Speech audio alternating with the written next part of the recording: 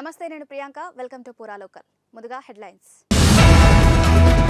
గోల్కొండ జగదాంబిక మహంకాళి అమ్మవారి బోనాలు ప్రారంభం. ఉదయం 5:30 గంటల నుంచే పోటెత్తిన భక్తులు. నేడు పూరి జగన్నాథుడి 3 రథయాత్రలు. దేశం నలుమూలల నుంచి భారీ సంఖ్యలో భక్తులు. 2 ప్రాంతాల అభివృద్ధే టీడీపీ లక్ష్యమన్న ఏపీ సీఎం చంద్రబాబు. తెలుగు జాతి ఉన్నంత వరకు పసుపు జెండా ఎగురుతుందన్న సీఎం చంద్రబాబు. మణికొండలోని కేవ్ పబ్ లో విచ్చలవిడిగా డ్రగ్స్ అమ్మకం. నార్కోటిక్స్ బృందం దాడి. 50 మంది అదుపులో, 24 మందికి పాజిటివ్. డీటెయిల్స్ చూస్తే గోల్కొండ జగదాంబిక మహంకాళి అమ్మవారి బోనాలు ప్రారంభమయ్యాయి. నేడు సమర్పించే తొలి బోనానికి దాదాపు 1,00,000 మంది వరకు భక్తులు వస్తారని అంచనా. ఈ నేపథ్యంలో అందుకు తగ్గట్టుగా పోలీసులు బందోబస్తు ఏర్పాటు చేశారు. భక్తులకు ఎలాంటి అసౌకర్యం కలగకుండా అధికారులు పూర్తి స్థాయిలో ఏర్పాట్లు చేశారు. తెల్లవారుజామున 5:30 గంటలకు 2 పచ్చికుండలతో వచ్చిన కులవృత్తుల నాయకుడు శంకర్ అమ్మవారికి బోనం సమర్పించారు. గోల్కొండలోని ఫతే దర్వాజాలో ఉన్న పూజారి సర్వేష్ కుమార్ ఇంట్లో నుంచి జగదాంబిక అమ్మవారి ఉత్సవమూర్తులను మధ్యాహ్నం ఊరేగింపుగా తీసుకువెళ్లారు. గోల్కొండ ఆలయ అమ్మవారి కులవృత్తుల సంఘం నాయకుడు బొమ్మల సాయిబాబాచారి నివాసం నుంచి మహంకాళి అమ్మవారి ఉత్సవమూర్తులను వైభవంగా ఊరేగించారు. డప్పు చప్పుళ్లు, తీర్మార్ దరువులతో ఆ ప్రాంతమంతా మారుమోగింది. పోతరాజుల వీరంగాలు, శివసత్తుల ఆటలతో జాతర శోభ సంతరించుకుంది. విశాల బజార్లోని గోల్కొండ పోలీస్ స్టేషన్ నుంచి మహంకాళి అమ్మవారి ఊరేగింపు ప్రారంభమైంది. బడా బజార్ అనంతవారి ఇంటి నుంచి జగదాంబిక అమ్మవారి పూజ, ఉత్సవ విగ్రహాలు ఊరేగించారు. 100 మంది పోతురాజులతో ఐరావతంపై ఊరేగించుకుంటూ తీసుకువెళ్లారు. అలాగే సాయిబాబాచారి నివాసం వద్ద 1000 మందికి అన్నదానం నిర్వహించారు. బోనాలకు పెద్ద ఎత్తున భక్తులు తరలిరావడంతో 600 మందితో పోలీసులు పటిష్ట నిఘా ఏర్పాటు చేశారు. వేడుకల్లో డీజేకు అనుమతి లేదని, కావాలంటే సౌండ్ బాక్సులు ఏర్పాటు చేసుకోవచ్చని పోలీసులు తెలిపారు. అలాగే 150 సీసీ కెమెరాలతో నిఘా పెట్టారు. లంగర్ హౌస్ చౌరస్తాలో మంత్రులు కొండా సురేఖ, పొన్నం ప్రభాకర్తో పాటు అమ్మవార్లకు పట్టు వస్త్రాలు సమర్పించారు. బోనాల పండుగ సందర్భంగా గోల్కొండ నుంచి మా ప్రతినిధి అఖిల్ మరింత సమాచారాన్ని అందిస్తారు. రైట్, ఇక ప్రస్తుతం చూసుకున్నట్టయితే మనం గోల్కొండ కిలా దగ్గర ఉన్నాం. అయితే ఇక్కడ దాదాపు ఉదయం నుంచి చూసుకుంటే కనుక భక్తుల రద్దీ కూడా చాలా హెవీగా ఉన్నాయని చెప్పొచ్చు. అదేవిధంగా ఇవాళ తొలి బోనం సమర్పణ సందర్భంగా ఇక్కడ చాలామంది పబ్లిక్ కూడా, అంటే ఇటు పోలీస్ యాజమాన్యం కూడా వారికి సంబంధించిన సిబ్బంది కానీ అన్ని రకాలుగా చూసుకుంటున్నారు. అయినప్పుడు కూడా ఇక ఇటు ఎండ ఉన్నప్పుడు కూడా ఇవాళ తొలి బోనం కాబట్టి జనాలు కూడా ఇక ఏదేమైనప్పుడు కూడా ఎంత సమయం అయినప్పుడు కూడా దర్శనం చేసుకొని ఇంటికి వెళ్ళాలనే దిశలో వాళ్ళు అవుతున్నారు. ఇక ఏదేమైనప్పటికీ చూసుకుంటే ప్రస్తుతం దాదాపు ఉదయం నుంచి చూసుకుంటే కనుక చాలా క్రౌడ్ అవుతుంది. ఇక్కడ చూసుకోవచ్చు మీరు, ఇక్కడ దేవాలయం అంటే దాదాపు గోల్కొండ కిలా ఏదైతుందో పైన దేవాలయం సంబంధించిన ఇక్కడ స్థానికంలో చూసుకుంటే కనుక చాలామంది ఇటు భక్తి రద్దు అయితే ఎక్కువ కనబడుతుంది. అదేవిధంగా పోలీసు యాజమాన్యం కూడా వారికి సంబంధించి భద్రత కూడా చూసుకుంటున్నారు. ఇక చిన్న యథావిధంగా బోనాల చేత కొనసాగుతున్నాయి. ఇక్కడ చూసుకుంటే కనుక చాలా దూరంకి వెళ్ళి కూడా చాలామంది రకాల ప్రజలు, అంటే ఇటు పట్టణ ప్రాంతంలో కాకుండా చాలామంది కూడా ఇక్కడికి వచ్చిన సందర్భం మనం చూడొచ్చు. సో ఇది ఇప్పటివరకు గోల్కొండలో ఉన్న ఏదైతే తొలి బోనం జగదాంబిక అమ్మవారికి సంబంధించిన తొలి బోనం సంబంధించిన ఫుల్ అప్డేట్. మరొక అప్డేట్తో మళ్ళీ కలుద్దాం. కెమెరామెన్ సత్యతో అఖిల్. ఒడిశాలోని పూరిలో విశ్వప్రసిద్ధ జగన్నాథుడి రథయాత్ర కోలాహలం నెలకొంది. ఆ రాష్ట్రంతో పాటు దేశం నలుమూలల నుంచి భారీ సంఖ్యలో భక్తులు తరలివచ్చారు. దీంతో పూరి కిక్కిరిసిపోయింది. జై జగన్నాథ్, హరిబోల్ నామస్మరణతో అక్కడి వీధులన్నీ మారుమోగుతున్నాయి. రథయాత్ర సందర్భంగా ఈ రోజు తెల్లవారుజామున 4 గంటలకు రత్న సింహాసనంపై చతుర్ధమూర్తులు కొలువుదీరారు. అనంతరం జగన్నాథుని నవయవ్వన రూపాలంకరణ జరిగింది. మంగళహారతి, మైలం, అబాకాస, తిలకధారణ, గోపాల వల్లభ సేవల తర్వాత 10 గంటలకు నేత్రోత్సవం నిర్వహించారు. మధ్యాహ్నం 3 గంటలకు పూరి రాజు గజపతి దివ్య సింగ్ స్టో రథాలపై చేరాపహరా చేశారు. సాయంత్రం 4 గంటలకు రథాలకు సారథులు, అశ్వాలు అమర్చి తాళ్లు కట్టి 5 గంటలకు తొలుత బలభద్రుని తాళధ్వజ రథం లాగారు. తర్వాత దేవి సుభద్ర దర్పదలన్, చివరిగా పురుషోత్తముని నందిఘోష్ రథం తల్లి సన్నిధికి తీసుకువచ్చారు. భక్తజన ఘోషలో పూరి బోడోదండలో నందిఘోష్ రథంపై జగన్నాథుడు దర్శనమిచ్చారు. యాత్రను నిర్విఘ్నంగా జరిపించడానికి శ్రీక్షేత్ర యంత్రాంగం, ఒడిశా ప్రభుత్వం విస్తృత ఏర్పాట్లు చేశాయి. నేటి రథయాత్రకు ఓ ప్రత్యేకత కూడా ఉంది. 1971 తర్వాత తొలిసారి ఒకే రోజు జగన్నాథ నవయవ్వన దర్శనం, నేత్రోత్సవం, రథయాత్ర నిర్వహించారు. జగన్నాథ, బలభద్రస్వామి, సుభద్ర స్త్రీ క్షేత్రంలోని రత్నసింహాసనాన్ని వీడి పెంచిన తల్లి గుండిచాదేవి మందిరానికి యాత్రగా చేరాయి.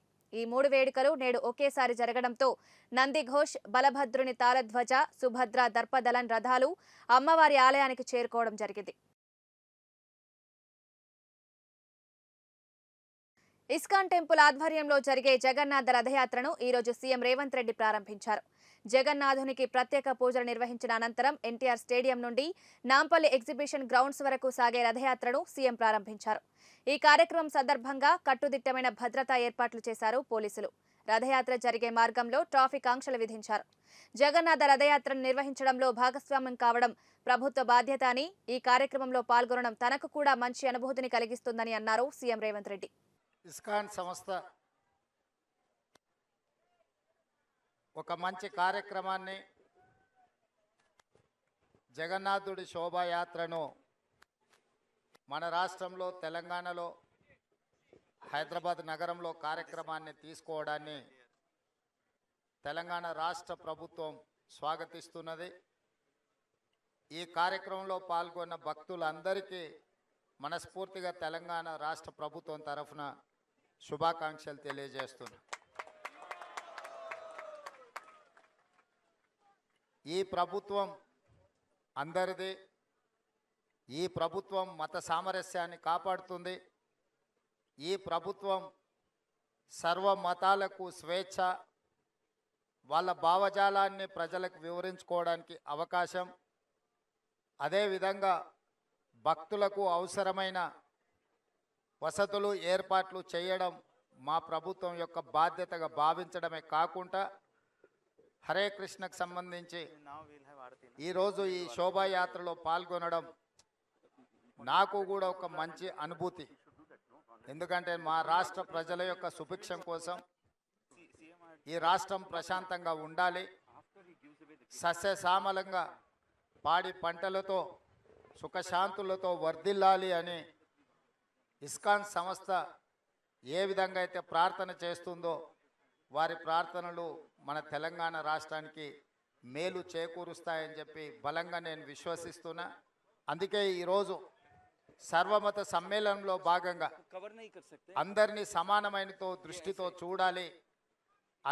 ఏ అవకాశం వచ్చినా ఇలాంటి కార్యక్రమాలను ప్రోత్సహించడం ద్వారా సమాజంలో హింసను తగ్గించి ఒక ప్రశాంతమైన వాతావరణంలో మానవ సేవే మాధవ సేవ అనే సూక్తిని అందరికీ చేరే విధంగా మా ప్రభుత్వం ప్రయత్నం చేస్తుంది.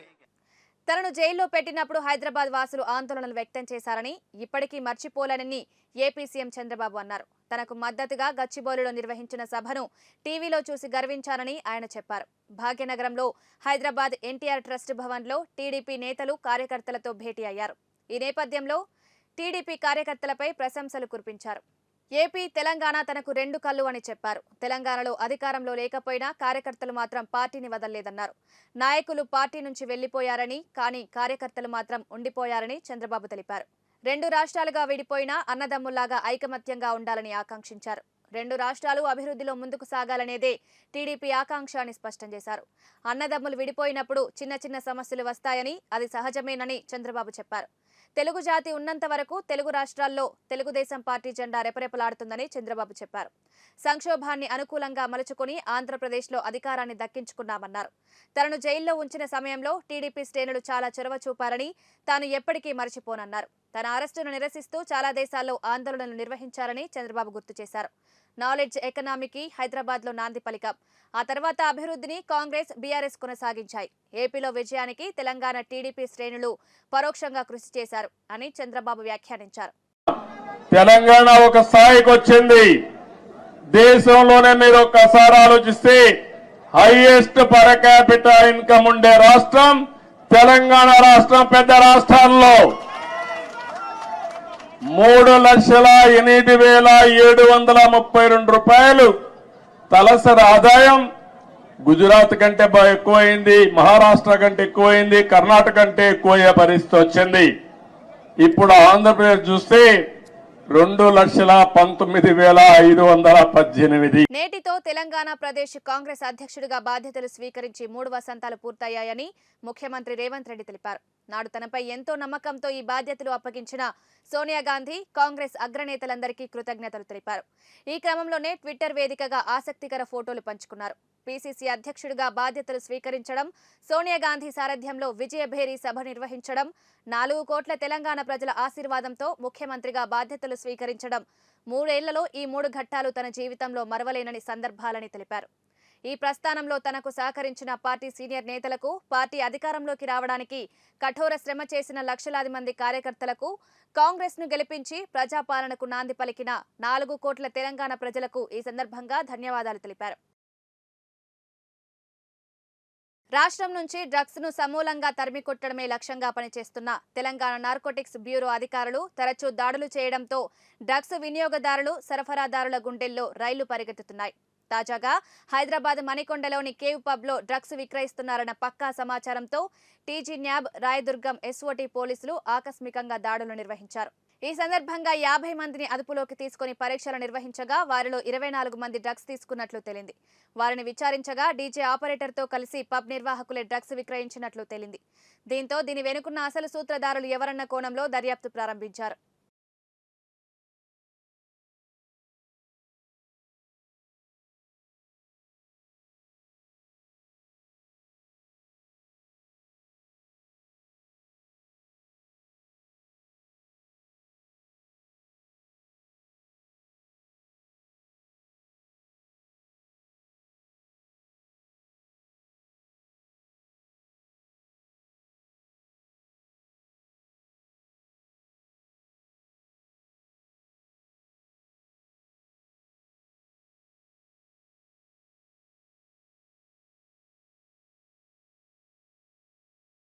సీఎం రేవంత్ రెడ్డి జిల్లాల పర్యటనకు ముహూర్తం ఫిక్స్ అయింది. సొంత జిల్లా మహబూబ్ నగర్ నుంచి రేవంత్ జిల్లాల టూర్కు శ్రీకారం చుట్టనున్నారు. ఈ మేరకు ఈ నెల 9వ తేదీన పాలమూరు జిల్లాలో రేవంత్ రెడ్డి పర్యటించనున్నారు. జిల్లా టూర్ సందర్భంగా ఉమ్మడి మహబూబ్ నగర్ డిస్ట్రిక్ట్ అభివృద్ధిపై సీఎం అధికారులతో సమీక్ష నిర్వహించనున్నారు. ముఖ్యంగా జిల్లాలోని సాగునీటి ప్రాజెక్టులు, విద్య, వైద్యంపై రివ్యూ చేయనున్నారు.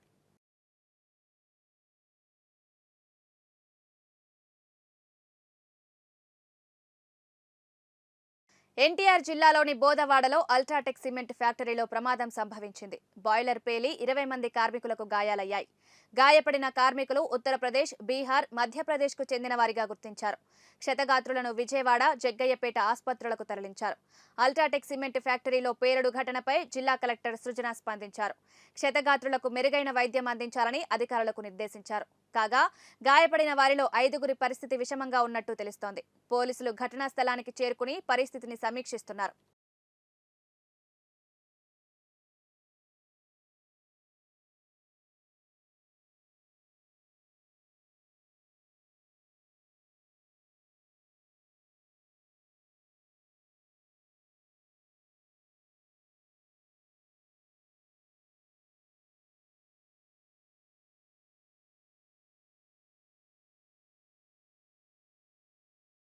గ్రూప్ 1 ప్రిలిమ్స్ ఫలితాలు రిలీజ్ చేసింది టీజీపీఎస్సీ. 1:50 నిష్పత్తిలో మెయిన్స్ కు అభ్యర్థులను ఎంపిక చేసినట్లు వెల్లడించింది. అక్టోబర్ 21వ తేదీ నుంచి 27 వరకు మెయిన్స్ పరీక్షలు నిర్వహిస్తామని ప్రకటించింది. పరీక్షకు వారం రోజుల ముందు హాల్ టికెట్లు విడుదల చేస్తామంది. ప్రిలిమినరీ మార్కుల కటాఫ్ను వెబ్సైట్లో అందుబాటులో ఉంచుతానని ప్రకటించింది. రాష్ట్ర వ్యాప్తంగా జూన్ 9న గ్రూప్ 1 ప్రిలిమినరీ పరీక్ష జరిగింది. ఎగ్జామ్కు మొత్తం 3,20,000 మంది అభ్యర్థులు హాజరయ్యారు. పరీక్ష పూర్తయ్యాక ప్రైమరీ కీ రిలీజ్ చేసిన టీజీపీఎస్సీ జూన్ 17 లోపు అభ్యంతరాలు తెలపాలని సూచించింది. అభ్యర్థుల అభ్యంతరాలను పరిగణలోకి తీసుకున్న టీజీపీఎస్సీ బోర్డు ఇవాళ ఫైనల్ కీ రిలీజ్ చేశారు.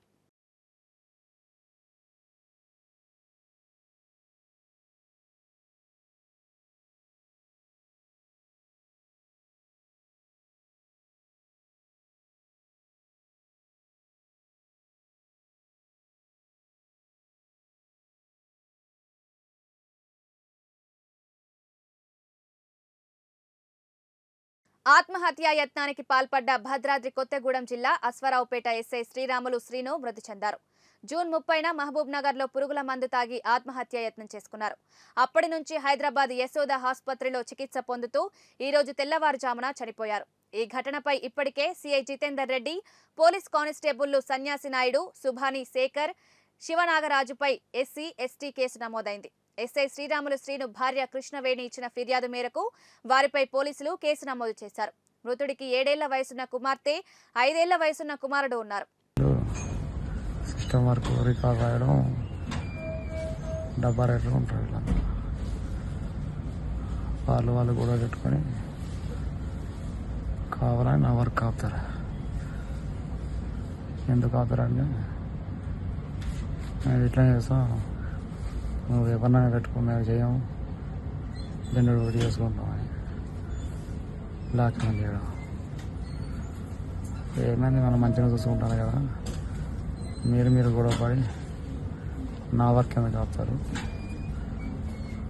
అది కట్టు కాదని చెప్పిన. అయినా కూడా వాళ్ళు మండిగా పోయి ఫైల్ అన్నీ పడేసి జనరల్ డ్యూటీకి ఎక్కాము. సర్లే అని వేరే ఉమ్మడి పీసీని ఇంకో హరి కానిస్టేబుల్ని నేను పెట్టుకొని నడిపిస్తూ ఉంటే మేము చెయ్యము ఇంకోని చేయనియము అని వాళ్ళని కూడా తిట్టడం, హెరాస్మెంట్ చేయడం.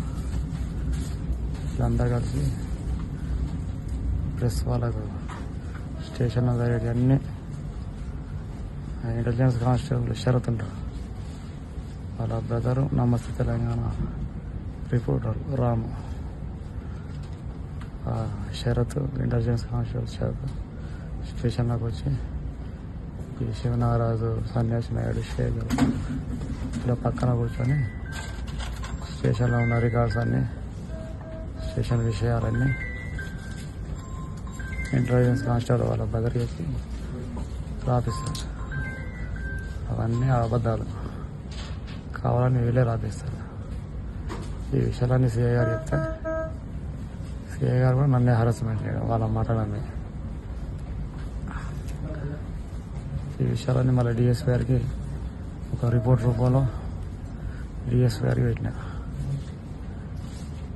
ఆయన ఏం పట్టించుకోలేదు. సిఐ ఏమో చెప్తే పట్టించుకోడు, నా మాట వినడు. అంతా చెప్పదు కానీ వాళ్ళంతా రెడ్డీస్ కదా, డామినేటెడ్ ఉంటుంది. సో ఇక కలవడానికి పోయినా కూడా కూర్చోమని చెప్పకపోవడం, నిలబెట్టించి మాట్లాడడం ట్రై చేస్తాను.